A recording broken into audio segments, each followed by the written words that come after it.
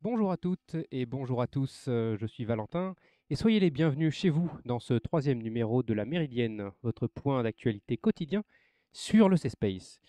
Je vous présente tout d'abord mes excuses pour ce léger retard, mais comme tout événement qui se déroule en direct, eh bien, nous avons des aléas, nous avons des problèmes qui arrivent, nous avons des imprévus avec les projets et nous ne pouvons pas toujours malheureusement garantir un début à l'heure. Pour m'accompagner aujourd'hui tout au long de cette émission, je serai avec Loïc. Bonjour Loïc. Bonjour Valentin. Alors Loïc, toi tu fais partie de l'équipe Jupiter, donc on peut dire qu'on se connaît bien parce que je fais également partie de l'équipe Jupiter. Toi tu fais partie de l'équipe des rampes en Jupiter, plus exactement. C'est ça.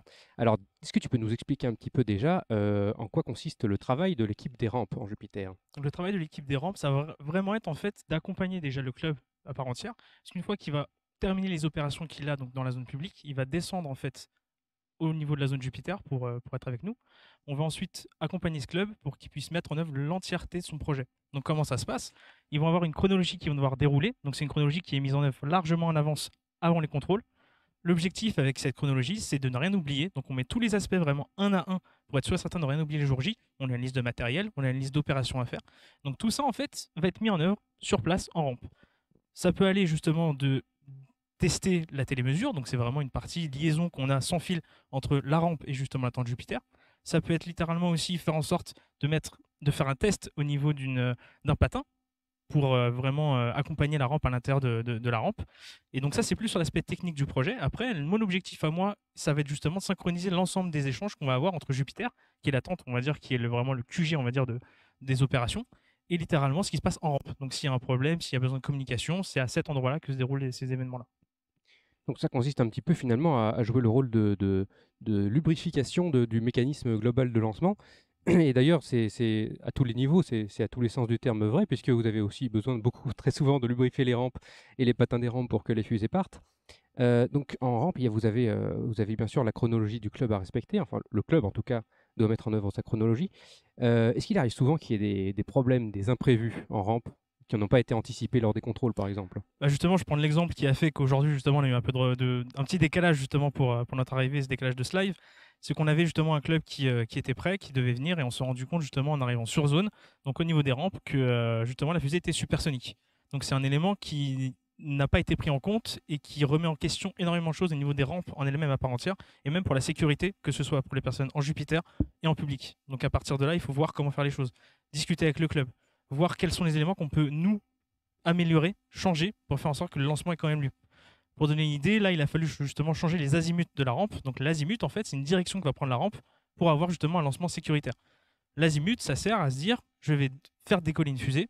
Si le parachute ne s'ouvre pas, elle va arriver en fait en balistique, et donc c'est dans un endroit qui est contrôlé, qui est ici la zone rouge. On sait du coup, avec cet azimut-là, que si elle tombe dans cette zone-là, il y aura le moins de dégâts possible. Ah oui, donc je vois que rien n'est laissé au hasard, bien évidemment. Et ce qu'il faut bien comprendre, arrête-moi si je me trompe, mais effectivement, pour chaque fusée, il y a en fait un réglage spécifique de la rampe à faire. Il y a beaucoup de configurations au niveau des rampes, et c'est pour ça que ça peut prendre un peu de temps. C'est que c'est pas un processus qui est unique, qui est protocolaire, on va dire. C'est vraiment pour chaque fusée, on va venir régler un petit peu l'angle, on va venir régler l'azimut, la longueur de rampe, etc. Ouais, c'est ça. C'est qu'en fait, une des grandes choses aussi qui est à voir au niveau des rampes, c'est qu'on a deux types de rampes bien spécifiques, qui sont des rampes, on va dire rails, où en fait on va avoir des patins à mettre à l'intérieur. Donc en fait, ça va être littéralement des patins qu'on va glisser dans une glissière pour aller jusqu'au bout, pour faire en sorte que la fusée puisse reposer sur une butée, qui est l'endroit en fait sur lequel va reposer la fusée avant de décoller. Et on va avoir justement une rampe cage. En fonction de la manière dont ont été conçues les fusées, la manière dont on va avoir la structure de la fusée à part entière, on va devoir choisir déjà la rampe. Ensuite, en fonction du poids de ces fusées-là, il va avoir peut-être une rallonge à mettre, puisque la vitesse en sortie de la rampe doit être maîtrisée. On ne peut pas faire en sorte qu'une fois que la fusée commence sa propulsion, on ait justement en fin de rampe une vitesse qui ne soit pas suffisante. Sinon, en fait, la fusée tomberait. Et c'est là qu'en fait, on pourrait avoir un gros problème. Justement, la vitesse n'est pas suffisante, donc on retombe, et donc ça peut avoir énormément de dégâts au niveau de la zone. Donc il faut vraiment avoir une sorte de distance de sécurité au niveau de la rampe pour avoir une vitesse de sortie qui est nominale, ce qu'on appelle nominale, donc c'est sans erreur, sans problème, ce qui est voulu. Et donc chaque projet peut avoir justement des longueurs différentes, des tailles différentes, des ailerons différents, des envergures différentes. Et donc en fonction de leurs besoins, certes, ils doivent s'adapter à nous, mais nous, on peut aussi essayer de s'adapter à eux quand on peut y arriver. De grosses responsabilités donc au rôle de rampe sur la zone Jupiter. Et alors toi, qu'est-ce qui t'a donné envie de venir faire des rampes finalement en tant que bénévole? Parce qu'il y a plein d'autres postes, on va le voir un petit peu plus tard. Mais qu'est-ce qui t'a donné envie spécifiquement de travailler sur celui-ci? En fait, le fait d'être rampe pour moi, c'est qu'il y avait plusieurs aspects. C'est que déjà, j'aime être en extérieur. Donc si je mets l'aspect fusée justement aérospatiale de côté, j'aime être en extérieur et justement quand on peut. Enfin, moi, comme étant en vacances ici, c'est justement ça me permet en fait de prendre un autre air. On est en face des Pyrénées. Voilà, on a vraiment tout ce qu'il faut dans un beau cadre pour justement passer un bon moment. Deuxième chose, si je vais un peu plus du côté aérospatial, c'est que on voit les lancements vraiment très proches. On met en œuvre, on est vraiment dans l'action de se dire le projet met en œuvre. C'est vraiment la phase finale. Notre objectif, c'est vraiment d'arriver, de venir sur place et de dire bah voilà, on y est, c'est la fin, on va mettre en œuvre votre projet, on y va. Donc c'est vraiment un peu cette adrénaline qu'on va avoir en fait à aider le projet à sa réussite qui moi me motive aussi. Tout à fait, et puis c'est vrai que c'est une chance de pouvoir lancer dans un cadre aussi magnifique que celui-ci. On va voir un petit peu sur une vidéo d'autres postes, notamment le poste de PC Fusex, qui va nous être explicité par on va dire son responsable de cette Oui. année, hein, parce que les postes changent, qui est Julien, qui va nous expliquer un petit peu les tenants et les aboutissants du rôle de PC Fusex. On se retrouve juste après cette petite vidéo. Je suis PC Fusex en tant que Jupiter au niveau du plan d'opération et ça fait 20 ans que c'est ma 20e campagne au CSPACE. Pierre Fusex en pupite. Alors le rôle de PC Fusex, c'est de coordonner en fait les différentes opérations en zone de lancement pour les différentes fusées, les différentes même Fusex qui vont arriver ici, aussi bien au niveau des rampes que la partie pyrotechnique avec les pyrotechniciens du CNES et de s'assurer que tout se passe bien. L'inflammateur dans le moteur et nous pourrons procéder au lancement. Alors j'ai démarré en tant que membre de club dans les années 2003-2006 et j'ai lancé quelques fusées avant de devenir bénévole. Et aujourd'hui, je peux dire que les choses ont vraiment évolué dans le bon sens. Et je dis bravo à tous les jeunes qui viennent encore aujourd'hui pour lancer leurs fusées et nous faire confiance pour ça. Voilà. Un témoignage très intéressant des autres postes qui peuvent exister sur la zone de Jupiter. On va les évoquer un petit peu tous ensemble, mais tout d'abord, le poste de PC Fusex, c'est un poste qui, pour toi, est important parce que, comme tu mets en œuvre, bien sûr, les fusées expérimentales avec le reste de l'équipement sur les rampes, tu es en interaction quasiment permanente avec le PC Fusex, j'imagine. C'est exactement ça. C'est qu'en fait, pour moi, le PC Fusex, si je pouvais le comparer, ce serait un peu le chef d'orchestre de l'ensemble du plan d'opération concernant les Fusex. Parce que bien sûr, il y a besoin d'avoir certains avals, mais je pense qu'on reviendra un peu plus tard. Il y a besoin d'avoir des validations, des autorisations. Mais pour tout ce qui concerne justement le déploiement à part entière du projet en Fusex, j'ai besoin, moi, de mon côté, d'avoir certaines autorisations.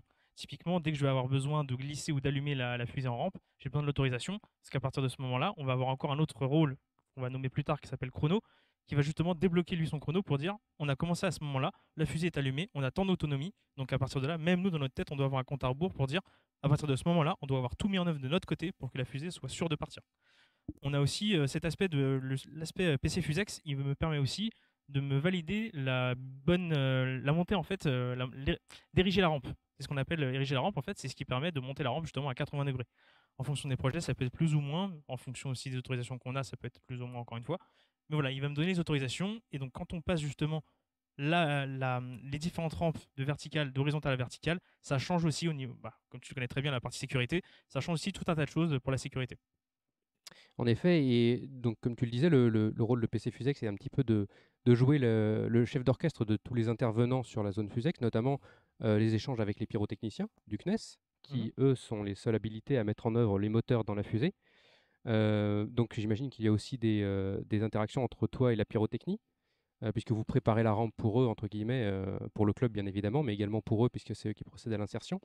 Est-ce qu'il y a des éléments particuliers auxquels faire attention quand on est rampe pour faciliter peut-être la mise en œuvre du propulseur par les pyrotechniciens par la suite? Mais il y a plusieurs éléments déjà, c'est que la première chose, c'est qu'on demande toujours au club comment fonctionne leur système d'attache de propulseur. Parce que si justement le propulseur peut être inséré d'une manière assez simple, ça va simplifier aussi la tâche des pyrotechniciens. Par contre, si c'est un système un peu plus complexe, nous on va essayer de synthétiser la manière dont fonctionne le système. Parce que le club en fait à ce moment-là, il est un peu dans un état second où on se rend compte qu'il y a pas mal de stress qui vient derrière. Et donc en fait, on essaie justement de synthétiser certains aspects pour pas non plus trop donner d'informations qui seraient contradictoires. Donc ça va être un peu de la communication avec les pyrotechniciens dans ce sens-là. Ça va être typiquement, vous avez une bague de poussée, donc c'est là où va reposer le propulseur. On doit la fermer pour pas que le propulseur puisse sortir, parce que c'est justement l'objectif, c'est de ne pas de retrouver des propulseurs un peu partout dans la nature. L'objectif dans le cahier des charges, c'est que le propulseur doit rester dans la fusée. Donc là, en fait, on va avoir un système qui va être vissé ou dévissé en fonction du bas de la fusée. Et donc c'est cet élément qu'on va donner en fait, au pyrotechnicien. On va expliquer comment ça marche. Et on va laisser un outil au niveau de la rampe pour faire en sorte justement que le pyrotechnicien puisse utiliser cet outil, monter et démonter cette mécanique. Alors on le voit des opérations donc très techniques pour mettre en œuvre les fusées. Donc pour ça, il y a toute une équipe effectivement qui s'en occupe. Il y a notamment, tu l'as cité, la chronologie, la sécurité. Il y a bien sûr le DDO qui est donc le directeur des opérations, qui est le chef d'orchestre un petit peu de toute cette mécanique. Et on peut dire que tout ce dont tu as parlé pour les opérations Fusex sont bien sûr déclinables en opération Minif. Donc nous avons un PC Minif qui est l'équivalent du PC Fusex. Eh bien, écoute, tout ça est très intéressant et je pense que nous avons aussi dans notre équipe de Web TV, hein, ici en plateau, nous avons de nombreux intervenants, comme en Jupiter, et nous avons notamment Sophie qui nous fait une revue de presse impeccable chaque jour Eh oui, pour repasser en revue les meilleurs moments de la Gazette. Donc c'est le moment de l'accueillir. Bonjour Sophie, bonjour. installe-toi. Bonjour. Alors, je me glisse entre les chaises et j'ai Dis-moi donc, pris un petit exemplaire de la Gazette oui. si vous n'avez pas pu la lire ce matin. Ah, ça fait plaisir. Hop là. J'espère que tu as lu la Gazette, toi, Bien Loïc. évidemment, non, je vais prendre le temps justement de la lire. D'accord. Comme ça, on va passer la Gazette en revue ensemble. Donc, c'est l'édition de ce jour, mercredi 10 juillet. Il y a plein de choses qui se sont passées hier et qui sont racontées dans cette Gazette du jour. Déjà, on va reprendre avec le programme, puisque c'est quand même un truc pas mal intéressant pour suivre ce qui se passe. Avec ce matin, la présentation des CANSAT, qui s'est terminée par un jury CANSAT, et l'ouverture des contrôles, toujours. Alors, je m'adresse maintenant au club. Il est temps d'aller voir les contrôleurs.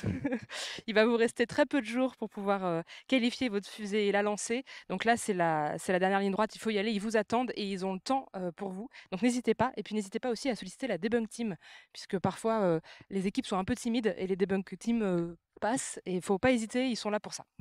La Méridienne, le JT, on y est, donc ça c'est bon, 13h, vous n'avez pas loupé le rendez-vous.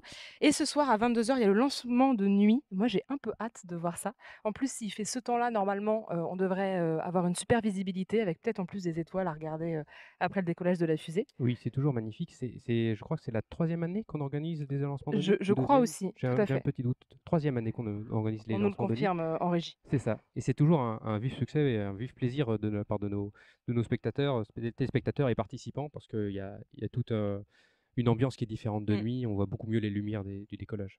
Et Hâte de puis, voir ça en tout cas. voilà, et puis souvent ils mettent une petite guirlande lumineuse autour de la fusée, donc en plus des feux de décollage, on voit aussi la fusée vraiment qui part dans le ciel et c'est assez spectaculaire.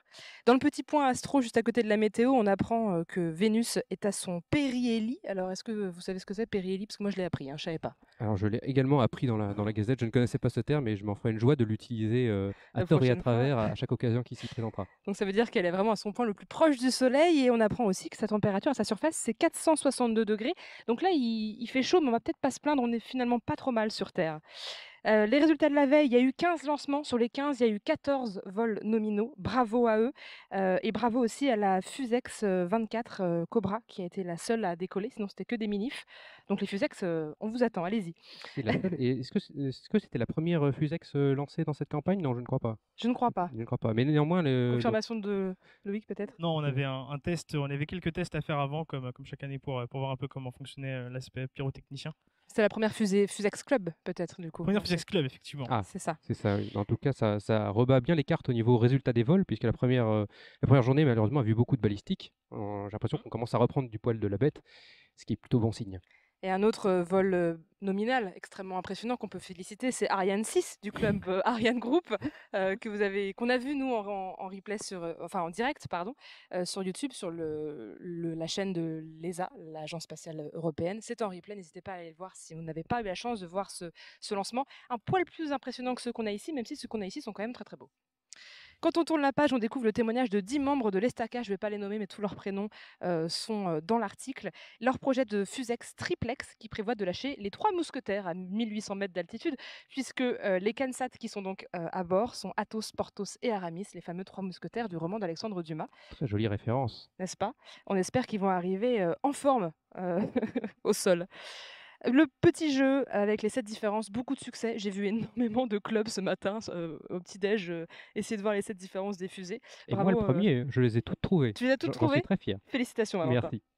Et félicitations à Marion, qui est donc c'est la chef d'orchestre derrière cette gazette et qui a fait les 7 différences à la main elle-même sur son ordinateur. Elles étaient très bien. Bravo Marion. Dans les infos pratiques, on l'a dit tout à l'heure, donc ce soir il y a un vol nuit. Pour un vol nuit, il faut donc se rendre en ZAS. Pareil, hein, c'est pas parce que c'est la nuit qu'on ne met pas de baskets, de pantalons longs et qu'on se couvre pas la tête, même si bon a priori de nuit ça devrait le faire.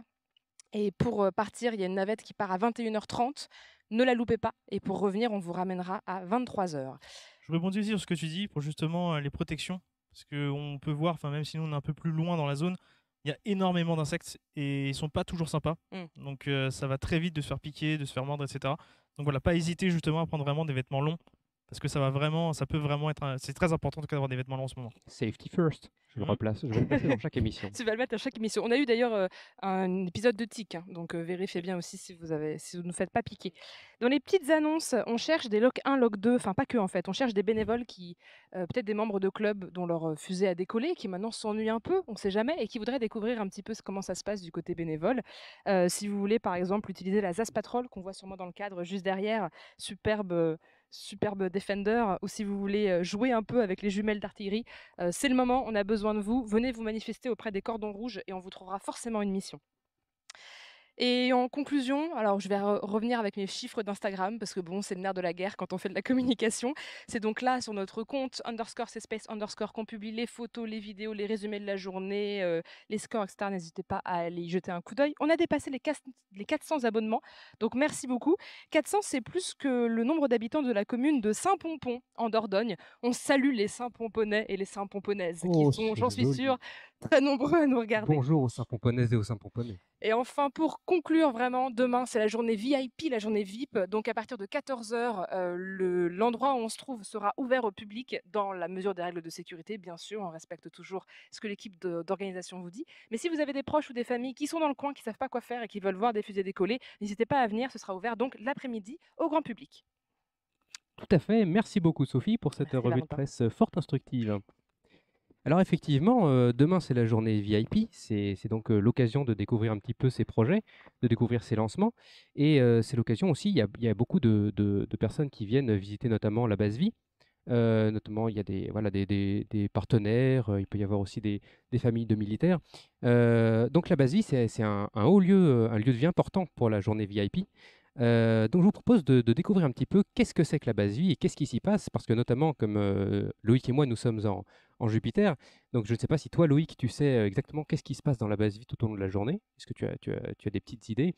Ouais, j'ai des petites idées, on sait globalement ce qui s'y passe, mais je suis sûr qu'il y a des petits secrets qui se passent à droite à gauche qu'on voit pas tout et que... C'est certain. Je pense qu'on va voir ça. On ne maîtrise pas tous les aspects du sujet, donc le mieux c'est de vous faire une petite vidéo résumée de ce qui se passe dans la base vie et on se retrouve juste après.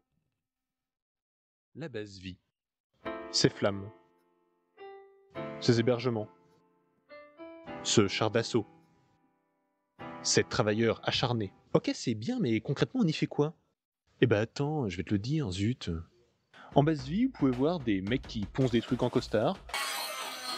Ou encore des imprimantes 3D par centaines, genre là, là, ou bien là, ou bien encore des contrôleurs qui glandent. On aimerait bien contrôler des fois, mais on n'a pas envie.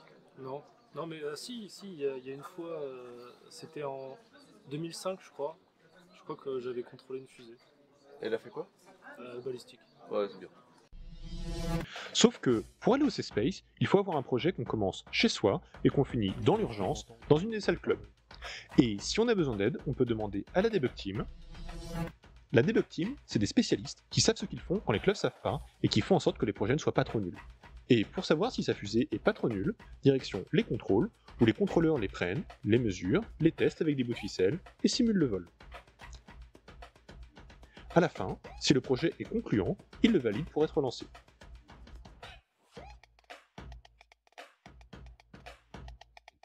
En plus de la salle des contrôles, il y a aussi une salle com. On fait pas que de la com, comme Guillaume qui fait du réseau. Bonjour, je fais du réseau. Ou encore des réunions avec Anthony, le chef de nous. Mais c'est principalement là que sont créés tous les éléments de communication, comme la gazette ou encore les vidéos. Bref, c'était la base vie. On remercie bien sûr l'équipe technique pour cette vidéo humoristique qui nous en apprend beaucoup sur la base vie, hein. Je ne sais pas si on était autant conscient de tout ce qui s'y déroulait et de comment ça s'y déroulait surtout. Nous avons rejoint sur ce plateau pour la suite de notre émission. Nous avons Anaïs et Arnaud. Bonjour. Bonjour, Donc vous êtes du club Elisa Space c'est ça. et vous présentez un projet qui sort un petit peu de l'ordinaire de ce qu'on a pu voir jusqu'à présent dans les émissions, puisqu'il s'agit d'un ballon stratosphérique. C'est bien ça? Ouais, c'est ça. Alors, Donc, nous expliquez-nous un petit sommes, peu. nous sommes le club ELISA Space. Donc, cette année, on propose 4 projets, dont un ballon sonde, justement. Donc, ce ballon doit monter jusqu'à 38 mm d'altitude et est composé de plusieurs expériences, également d'une télémesure assez innovante pour l'association. Et donc, oui, nous sommes également le seul ballon cette année à lancer OC Space. D'accord, c'est effectivement ça mérite d'être souligné, puisque c'est vrai qu'il y a beaucoup moins de ballons que de fusées expérimentales ou de mini-fusées. Alors dites-moi un petit peu dans ce projet, quel a été votre rôle à tous les deux, Anaïs par exemple, si tu veux commencer. J'ai été responsable caméra. Donc en fait, il fallait faire des caméras pour pouvoir voir qu'est-ce qui se passe là-haut. Et toi Arnaud? Alors, moi, je suis le chef de projet. Donc, je me suis occupé d'à peu près tout. J'ai touché à beaucoup de choses. Mais s'il ne fallait citer qu'une seule chose, ce serait principalement la télémesure. C'est là où j'ai le plus travaillé. Mais bien sûr, j'ai aidé un peu partout quand même. Puis toute la partie administrative, c'était à moi de la gérer. Et alors dans ce ballon, donc, il y aura des caméras embarquées. Est-ce qu'il y a d'autres activités, d'autres expériences pardon, qui sont prévues à bord du ballon? Donc oui, l'expérience principale du ballon, c'est la mesure de la radioactivité dans la stratosphère. Donc précisément des rayons gamma, c'est-à-dire qu'on va étudier la dose de rayons cosmiques que nous allons recevoir jusqu'à 30 000 mètres d'altitude. On embarque également 2 capteurs de pression et température, un à l'intérieur de la nacelle et un qui va capter l'environnement extérieur. Donc pour peut-être avoir plein d'informations, établir des liens, voir si notre système d'isolation a été plutôt efficace. Et également, forcément des batteries, parce que le vol va durer un peu plus de 3 heures, donc il faut de quoi alimenter tout ça. Et un outil de télémesure 4G, donc qui doit retransmettre les coordonnées GNSS de la nacelle sous réseau 4G. Et on l'espère, donc si la nacelle atterrit à portée d'un réseau 4G, on devrait recevoir l'information où qu'elle se trouve en France. Et alors, est-ce que les images que vous prévoyez de capter depuis le ballon, qui vont être, j'imagine, très impressionnantes vu l'altitude que vous visez, est-ce que vous comptez les retransmettre directement en direct? Alors, ce sera malheureusement pas possible. On pourrait, dans les années futures, proposer peut-être au moins le décollage en direct, mais pour ça, il faudrait d'autres microcontrôleurs, changer beaucoup de systèmes. Mais oui, ce serait possible, mais malheureusement, cette année, il faudra se contenter, entre guillemets, que des images récoltées, si bien sûr on retrouve la nacelle. Mais normalement, ça devrait pas être trop difficile. Et alors, est-ce que tu peux nous expliquer, Anaïs, les points principaux qui ont pu te poser problème ou les défis que tu as dû rencontrer pour intégrer ces caméras, pour le choix des caméras par exemple? Comment tu as fait? Parce que c'est des images qu'il ne faut pas rater, c'est des images qui sont difficiles à obtenir, hein. Donc une fois qu'on est monté tout en haut, bien sûr, on n'a pas le droit à l'erreur au niveau de la caméra.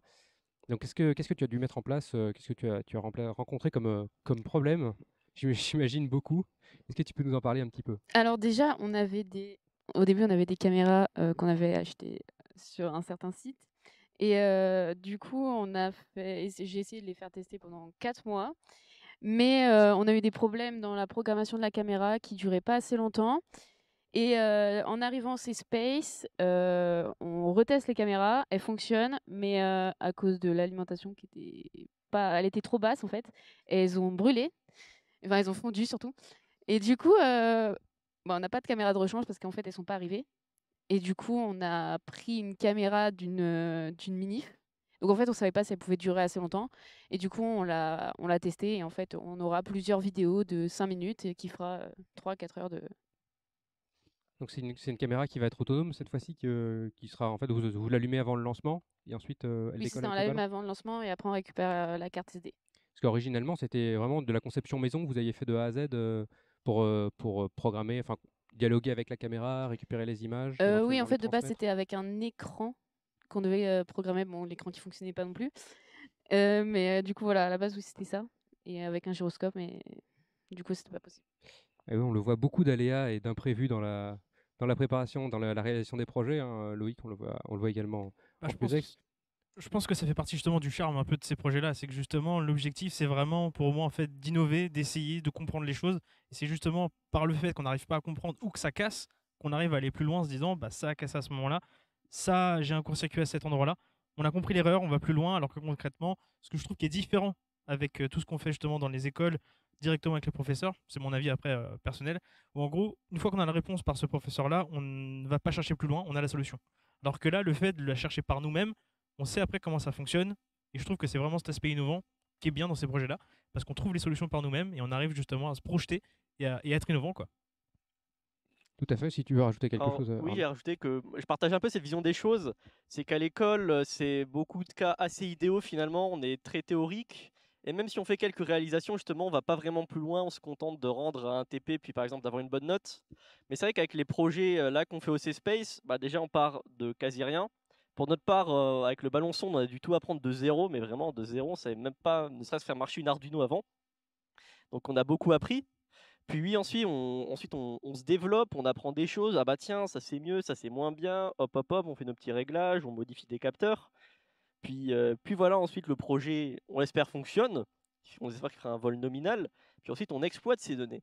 Qu'est-ce qu'elles veulent dire? Nos capteurs ils vont nous renvoyer des informations, mais selon si le capteur était plus ou moins précis, on va peut-être avoir des courbes qu'on va pas vraiment comprendre au début, mais c'est après analyse qu'on va comprendre pourquoi on aura telle donnée, etc. Et ensuite, on pourra faire un beau rapport de projet. Et justement, le ballon sonde, c'est extrêmement scientifique là-dessus, car on fait beaucoup d'études, que ce soit normalement on ferait des études thermiques, malheureusement on n'a pas trop eu le temps d'en faire. On a moins fait des études d'avant-projet, voir quelles étaient les contraintes auxquelles serait exposée la nacelle, principalement la pression, la température, comment ça devrait varier. Et ensuite, on fait nos mesures et on vérifie que si ce qu'on a mesuré, si ça corrèle ou pas, répondre à nos questions, puis peut-être proposer d'autres questions finalement. Et c'est ça l'aspect scientifique vraiment du ballon sonde qui est super intéressante à faire. En effet, c'est différent de la démarche scientifique des fusées expérimentales. Je crois que votre club ELISA Space fait notamment des mini-fusées, des fusées expérimentales. Et alors vous, vous êtes quand même dirigé vers le ballon en premier. Est-ce que vous l'avez découvert en arrivant dans l'association, ou bien est-ce que vous aviez déjà l'envie de faire des ballons dans votre vie pour X raisons, ou pour réaliser des expériences qui montent plus haut que les fusées expérimentales? Alors, quand je suis arrivé à l'association, forcément, j'étais plus impressionné par les fusées. D'habitude, c'est sûrement plus attirant les fusées, car ça décolle, ça fait des beaux vols, c'est pas vraiment un missile, mais il y a du bruit, voilà, des beaux parachutes, des beaux vols. Le ballon sonde, c'est un peu plus discret finalement, c'est entre guillemets qu'une boîte, mais dans laquelle il y a énormément de choses, c'est assez complexe, il y a beaucoup d'instruments qui se passent, et c'est plus théorique. Les ballons, il y a beaucoup moins de mécanique. La seule pièce en mouvement, ce serait la nacelle finalement pour notre ballon. Mais voilà, oui, le projet a été proposé en début d'année. Puis je me suis dit, bah pourquoi pas, ça peut être intéressant, autant tester. Et voilà, maintenant je suis aujourd'hui et c'est super amusant de le faire, quoi. Oui, tout à fait, c'est un projet vraiment à part. Anaïs, est-ce que tu partages l'analyse d'Arnaud? Est-ce que tu as ressenti la chose de la même façon? Ou est-ce que toi, tu étais déjà bien en tête sur un ballon? Alors en fait au départ, bah déjà je connaissais déjà le ballon et en fait ce qui me passionne c'est que ça va super haut et qu'il y a beaucoup de contraintes et donc du coup ça c'est hyper intéressant. Et aussi c'était quand ils ont proposé tous les projets, c'était différent des autres parce que je me suis dit en fait les fusées tout le monde en fait alors pourquoi pas tester un ballon pour changer un peu. Et puis voilà. Et du coup, tu es satisfaite du résultat de l'expérience, là, à la veille du lancement? Ah oui, beaucoup. C'est très positif. En tout cas, ça fait, on peut le mentionner, votre ballon sera lancé demain, c'est ça, à C'est 14 ça. heures. Le vol d'ailleurs sera retransmis par la régie, donc ne loupez pas ce créneau important. Donc tu parlais des contraintes particulières qu'il y a à monter aussi haut en altitude. C'est vrai que nous, on a l'habitude des fusées qui montent à 2-3 km maximum pour les plus puissantes. Est-ce que vous avez des contraintes particulières? De quelles contraintes tu parles, par exemple? Est-ce qu'il y a de la température qui est importante, qui est plus basse du coup en altitude? Est-ce que c'est ce genre de problématique? Bah oui, déjà on a la température qui va jusqu'à -60, même peut-être un peu moins. Et après on a aussi la pression. Pour le capteur des pressions, il doit descendre assez bas, donc voilà. Et c'est surtout la température en fait. Est-ce que vos caméras et le poids aussi, oui. Et est-ce que les caméras sont aptes à supporter de telles contraintes? Alors de base, celle qu'on avait en début d'année, oui. Et celle qu'on a maintenant, en fait, on ne sait pas trop parce que c'était pour une minif, mais normalement ça devrait aller, oui, parce qu'en fait, elle va chauffer avec la batterie et puis on verra bien. Ouais, voilà, c'est assez insolite. C'est que la caméra, elle chauffe pas mal. Donc, ce réchauffement devrait contrer les moins 60 degrés. C'est vrai qu'il y a beaucoup d'effets qui rentrent en jeu sur un projet de cette taille avec des contraintes pareilles. En tout cas, j'imagine on croise les doigts pour le lancement de demain. Absolument. Merci beaucoup, en tout cas, Anaïs. Merci beaucoup, Arnaud, Ben, de merci à nous toi avoir aussi. rejoints sur cette émission pour nous parler un petit peu de votre projet. Merci beaucoup, Loïc, d'avoir également partagé l'antenne avec moi pour nos téléspectateurs. Un plaisir, comme d'habitude. Je tiens également à remercier bien sûr tous les gens que vous ne voyez pas mais qui sont de l'autre côté des caméras, l'équipe technique bien sûr sans qui nous ne serions rien et nous ne passerions pas à l'antenne, l'équipe de rédaction bien sûr qui prépare les thèmes de l'émission, qui prépare ces chroniques, toute l'équipe logistique qui est sur la ZAS et qui nous ravitaille en permanence toute la journée.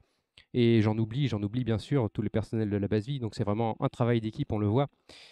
Eh bien écoutez, je vais terminer par vous remercier, vous, avant tout, les téléspectateurs quotidiens de cette émission. Je vous invite à revenir, bien entendu, demain pour le live de demain, à suivre les lancements tout au long de la journée et de la semaine qui reste, à vous abonner, bien sûr, à nos réseaux sociaux. Et puis, quant à moi, je vous dis à demain pour de nouvelles aventures et bon vol.